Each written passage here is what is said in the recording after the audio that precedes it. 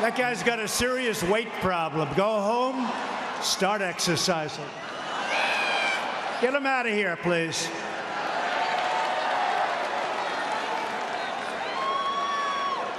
Got a bigger problem than I do.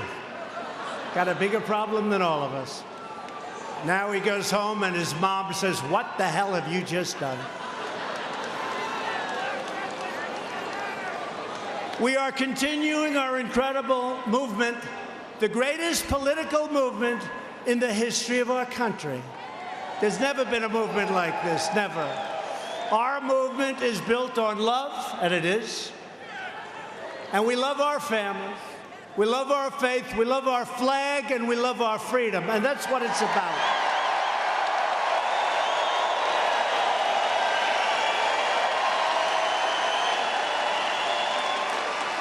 And add to that the fact that we love our neighbors and we love our country. Together, we are all united by one fundamental principle. A nation's first duty must always be to its own citizens. Its own. We got to take care of our own. You haven't heard that from a politician or a political leader in a long time. It's called America First. It's America First. We're thrilled to be joined tonight by many tremendous Republican leaders and great friends of mine, a man who's doing an incredible job as your governor, because I want to take 100% of the credit for the incredible turnaround of New Hampshire. And I remember it not so long ago. Things were not looking good. People were leaving. A lot of bad things were happening. But we have to give him a lot of credit. He's been a great governor, Chris Sununu, with a great father, too. Great father.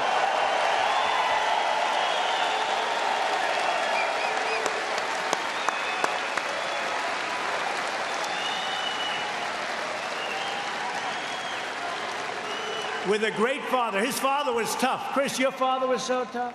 He was for somebody else in the primaries. And then one by one, I won here, I won there, I won there. And then when I won, his father got on and I said, "Oh, this guy kills me. He's so tough." And he said, "President Trump will be the greatest of all time." I said, "What happened? What happened?" He went from being the toughest critic to the best there is. So I want to say hello to your father. Okay, Chris, you'll tell him. Great guy. What a family. What a family. Thank you, Chris. New Hampshire Senate Republican leader, Chuck Morse. Chuck. Thanks, Chuck. New Hampshire House Republican leader, Dick Hinch. Thank you, Dick. Thank you, Dick.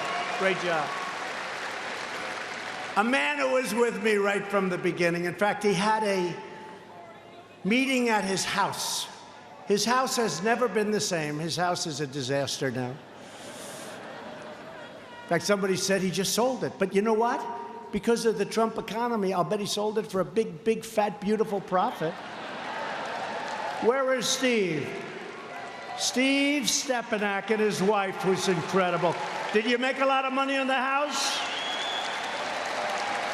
And we destroyed the house. This was the beginning. He held some kind of a meeting for me, and he has a nice house. But literally hundreds and hundreds and hundreds of people showed up, and they destroyed his house. It's never been the same. No wonder you sold it. They finally gave up. And that was 4 years ago. Anyway, thank you very much, both, for being here. Appreciate it. What great people. Thank you, Steve. Great job. And I hope the buyer of his house didn't hear that little... Steve, I hope the buyer didn't hear what I just said about your house. He'll cancel. That's all right. You'll sell it for more to somebody else. Don't worry. Republican Party Chair, Ronna McDaniel.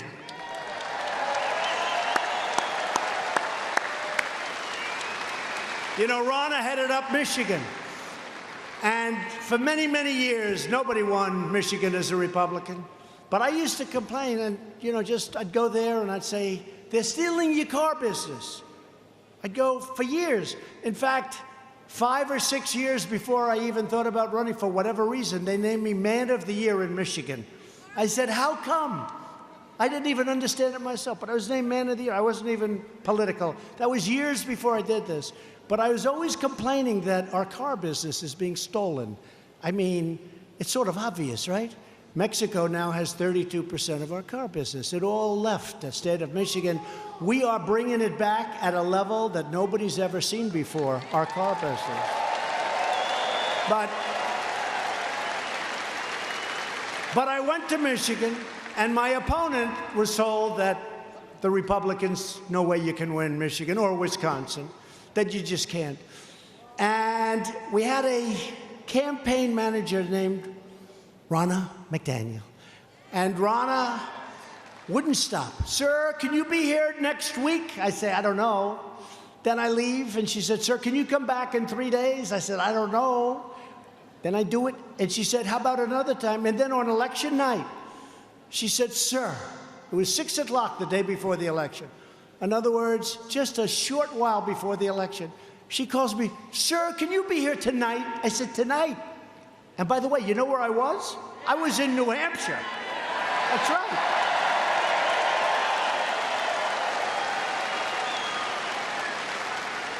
She said, sir, can you be here tonight? I said, are you sure? I started speaking at 1 o'clock in the morning. Now it's election day. We had 32,000 people show up.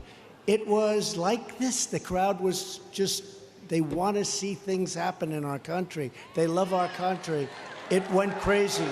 And I left, and I said, I don't know why we're going to lose Michigan. Why would we lose Michigan? Look at this. And the opponent went there with Barack Obama and Michelle Obama. And she went there much earlier, prime time. 1 o'clock, 2 o'clock in the morning is not exactly prime time. So we had 32,000, and they had a tiny little crowd. And I looked at my people, and I said, I know we're not supposed to win the great state of Michigan, but I think we're going to win Michigan, and we won Michigan, and we won Wisconsin. We won Wisconsin. Wisconsin was a great victory, and we won Pennsylvania, and we won North Carolina, and South Carolina, and we won Florida, and I hate to tell you, we should have won New Hampshire. That was taken away. New Hampshire was taken away. It was taken away from us, but we should have. We did great in New Hampshire. We should have won New Hampshire, but that's okay. I'm not holding it against you because it was not your fault. But we had a woman in Michigan, and I said, when it came time to choosing the head of the Republican National Committee, I said, who the hell is that woman up in Michigan that got me to keep coming there and explaining that we can't continue to lose our car business? We have 17 companies now coming back in. Who is that woman? And it was Ronna. We put her in charge of the Republican National Committee. The job that she has done is incredible. Thank you.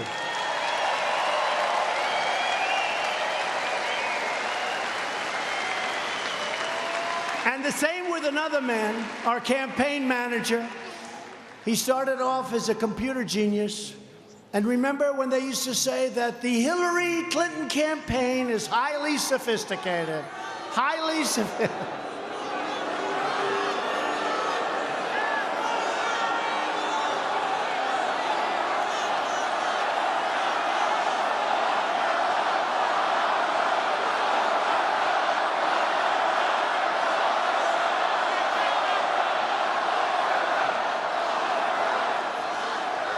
She did a lot of bad things, folks. 33,000 emails deleted after getting a subpoena from the United States Congress. 33,000. Remember, she said it was about her daughter's wedding and yoga classes. 33,000, yeah.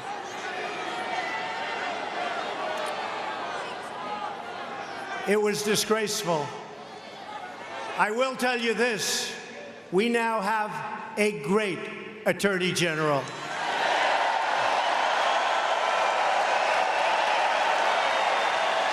True. A fair guy, a great gentleman.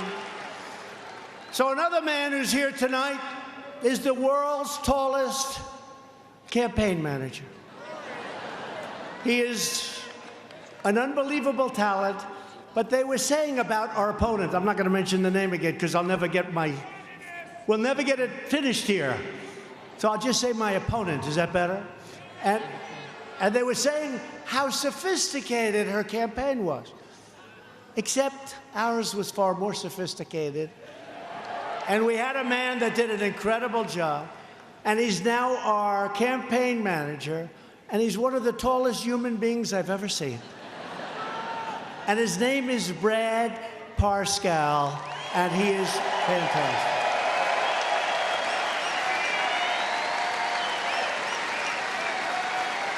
It's nice when you don't have to look for anybody. You just look over and you see a guy who's twice as tall as everyone. Great job, Brad. Thank you. How are we doing, Brad? Good. Doing good. Got great poll numbers. We got great poll numbers in a lot of states. Ohio, Iowa. You know, Iowa, every week that they campaign, our numbers go up. They're winning Iowa. We gave them ethanol, which is very important, a lot of things for Iowa. But every week we seem to be going up in Iowa because they're campaigning in Iowa. Wherever they go, our numbers go up. Somebody's going to have to explain that one to me someday, but we like it. A man who's a friend of mine, who was the greatest mayor in the history of New York City.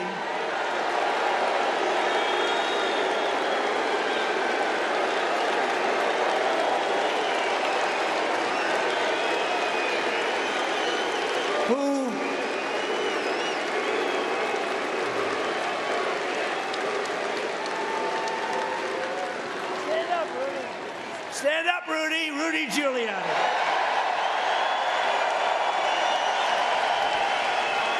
Man, he did a job. He did a job. In the first year, I've never seen anything like it. New York was crime infested. We had problems. We had problems like nobody would believe. And Rudy went in there and he did the job. And people loved him for it. It wasn't like, oh, gee, he's a horrible person. People loved Rudy Giuliani. He was a great, great mayor. So thank you, Rudy, for being here. Thank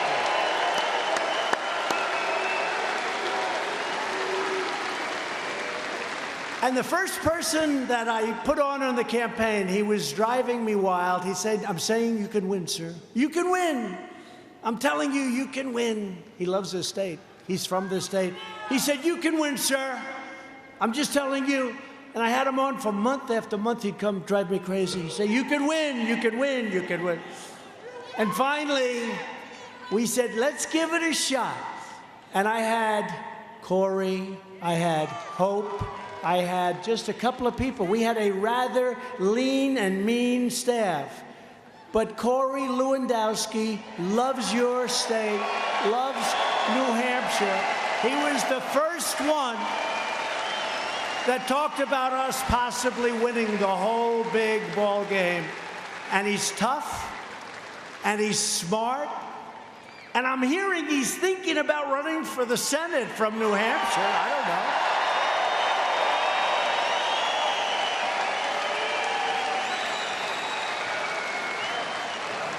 I think it'd be tough to beat. I'll tell you one thing, he'll go into Washington and he's gonna have you in mind. He's gonna do a job if he does do it, so we'll see what happens. He hasn't made up his mind yet, but he would be fantastic, and I guess it's something you go back and you talk to your family, you talk to your wife, and you make a decision. They're all saying, are you gonna support him? I said, I don't know if he's running. So Corey, let us know, please, if you don't mind. Let us know. Our shared Republican agenda is pro-worker, pro-jobs, pro-family, pro-growth, and 100% pro-American. For decades and decades, the permanent politicians in Washington pursued the very opposite. They sold out our workers. You see it, you know it better than any place. When I talk about the horrors of NAFTA, the horrors of trade deals, I mean, I'm sorry to tell you this, I usually refer to New Hampshire. Nobody took it worse than New England, and nobody took it worse than New Hampshire.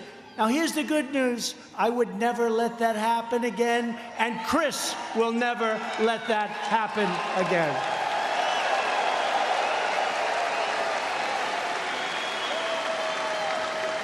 Is there a doctor, please? Doctor in the house? Thank you. Doctor in the house. Please, doctor. Please. Thank you very much. Take your time.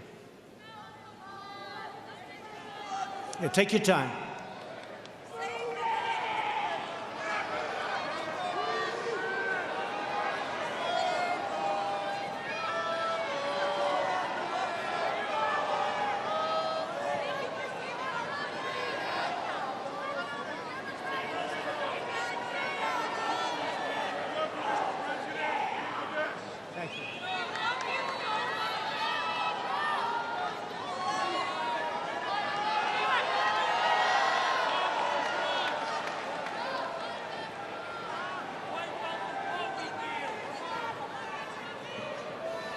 Take your time, fellas. Plenty of time.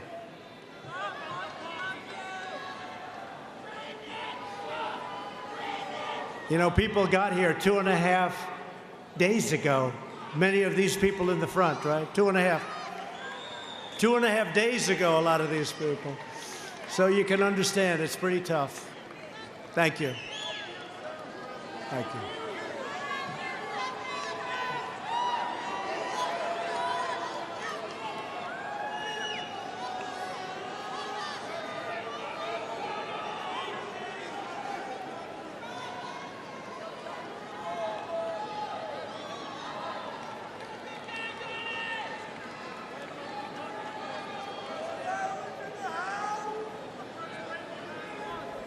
That's okay.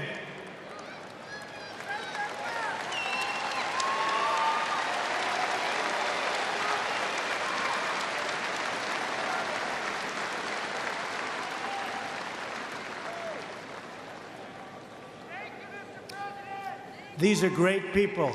These are great people that love our country. Just remember.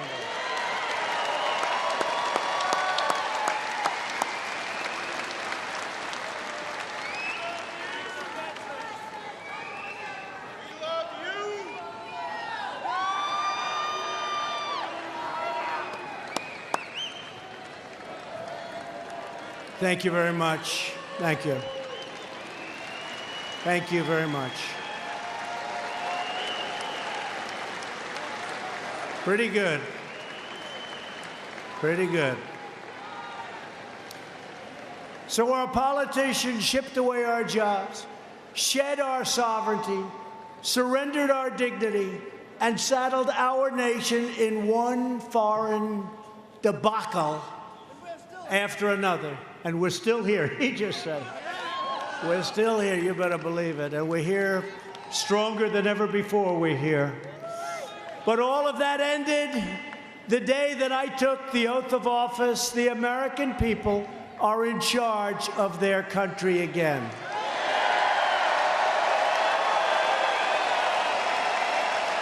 We cut a record number of job-killing regulations. They were strangling our country.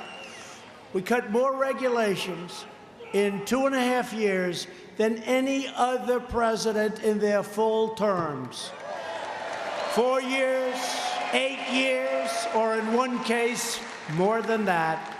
Cut more than anybody.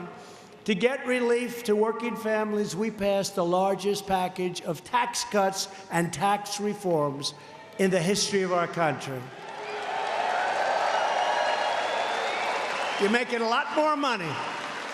You're making a lot more money, and you see it, and you know it because you see it in your paycheck every week.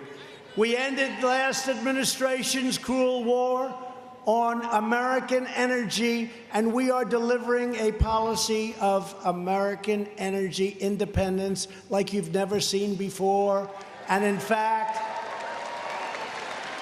if you look at the straits where we're having all of the problems, You look at the straits. Number one, they're not touching our ships. They're not playing with our ships. They're taking them from this country, from that country, from that country. But you know what? Very importantly, we have very few ships going there anymore because we don't need that oil and gas.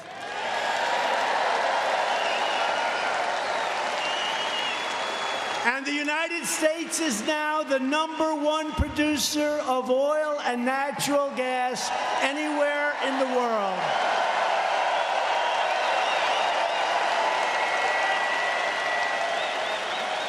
Every leading Democrat has pledged to abolish the American oil, coal, and natural gas industries that are fueling our economic boom. Can you imagine this?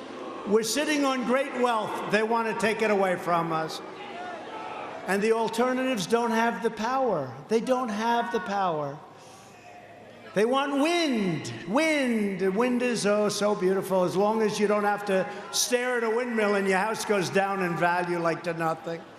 Steve, if you had a windmill anywhere near your house, you would have gotten 1/3 the price you got, Steve. That's true, by the way. Steve's too smart to let that happen.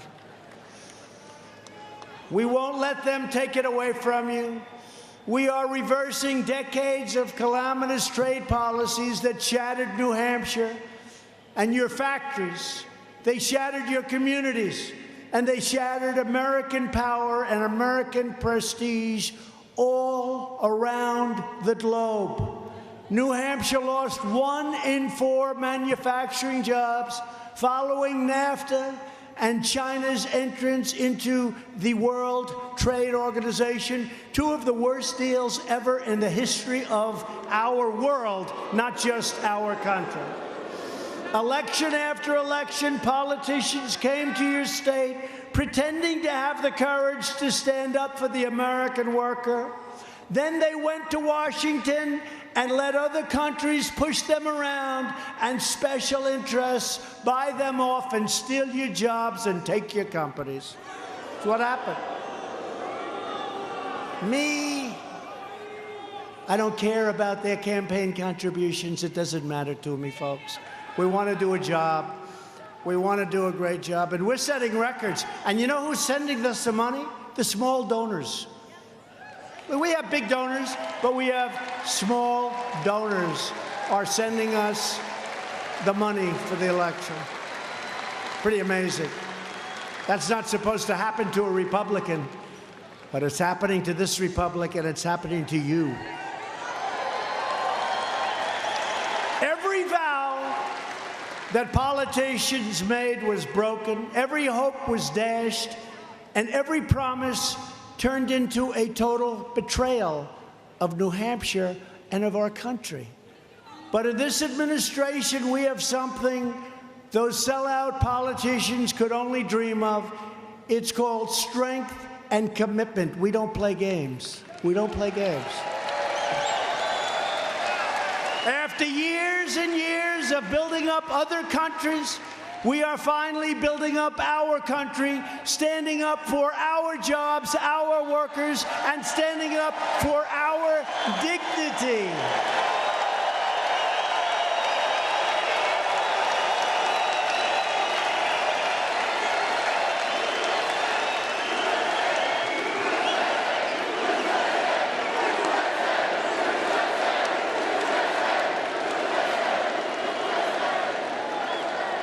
The forgotten men and women of America will never, ever be forgotten again. You were forgotten.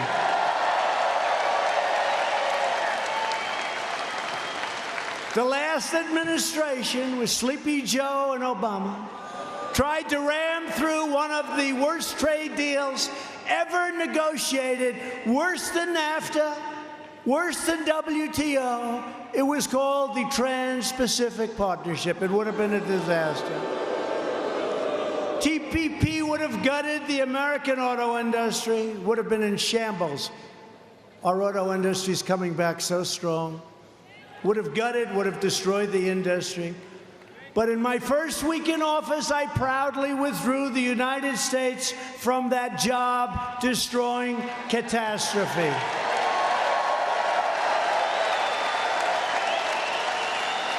And we're imposing beautiful, well-placed tariffs. Money comes in on foreign countries that cheat our workers, steal our jobs, and break all the rules. I'm sorry. And by the way, they've been changing and charging tariffs on us for years. We have countries that charge us 100%, 200%, 297% in the case of Canada with your farm products. We're not going to stand for it.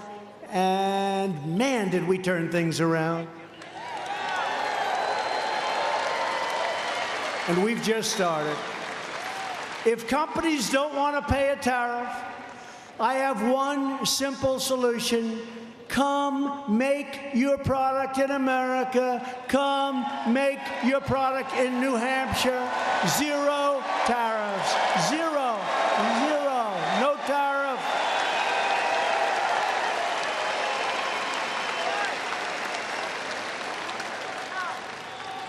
Together, we're restoring this nation's industrial might.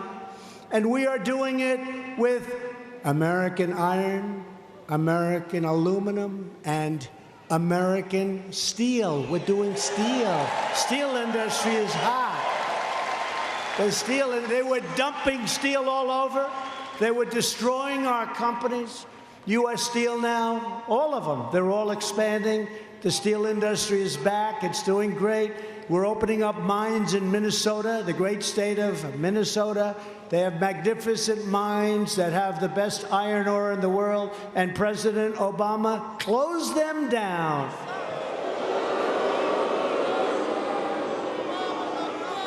Maybe we can get Representative Omar from Minnesota to open them up, but I don't think so. She'll open them up. I don't think so. Representative Omar, that's another one. We're replacing NAFTA with the brand new USMCA. That's Mexico and Canada. Great deal. The USMCA will create countless jobs for farmers, manufacturers all across the state. We need Congress to pass the USMCA immediately. We'll make it a bipartisan deal. We don't even want credit. The unions benefit, the non-unions benefit, everybody benefits. It brings it back to fairness, and it makes it very hard for our companies to leave our countries, go to Mexico or Canada. We lose all our jobs, we lose all our taxes, we end up with empty factories and plants. It makes it almost impossible. We're not going to have that. That was my one rule that I had to have. It's going to be very, very hard for companies to do that. I've also taken the toughest ever action to stand up to China's chronic trade abuses. Earlier this month, the U.S. government officially labeled China for the first time ever a currency manipulator, another promise kept. While others allowed China to freely loot the U.S. economy, $500 billion a year, not million, billion, with a B. We've made it clear that the theft of American jobs and American wealth is over. Yet, today, the Wall Street Journal editorial board and some others continue to publish foolish articles that demonstrate that they understand nothing about trade or business, nothing. They advocate only economic surrender. They actually say, go to China, take off the tariffs, make a deal. I lose all the cards, we take off the tariffs. We don't have any cards. Think of it. They say, go to Europe. By the way, the European Union is worse than China, just smaller. It treats us horribly. Barriers, tariffs, taxes, and we let them come in. It's worse than China. Many of us come from there. I do. That's what it's got going. That's about it. They treat us really badly.